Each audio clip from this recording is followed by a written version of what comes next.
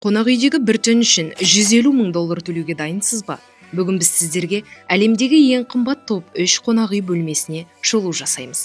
Үшінші орын Женевадағы Hotel Президент Уилсон қонақ үйінің Royal Penthouse Suite бөлмесі. Бір түнге 80 мың доллар. Бұл люкс бөлме 12 жатын бөлмеден, жеке лифттен, Steinway роялінен және панорамалық террасадан тұрады. Женева көлі мен Альпі тауларының керемет көрінісін тамашалай аласыз. Екінші орында Лас-Вегастағы The Palms Casino Resort қонақ үйінің Empathy Suite бөлмесі. Түніне 100 мың доллар. Атақты суретші Дэмиан Херсттің дизайнмен жасалған бұл екі қабатты бөлме 9 мың шаршы футты қамтиды. Ішінде жеке бассейн, тұзды бөлме, массаж бөлмелері және заманауи өнер туындылары бар.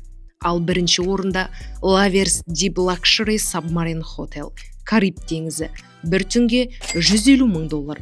Бұл суасты қонақ үйі нағыз субмарина. Қонақтар теңіз түбінде орналасқан люкс бөлмеде тұрып, суасты әлемін тамашалай алады. Ал егер мүмкіндік болса, сіз бұл қонақ үйлерге орналасар ма едіңіз?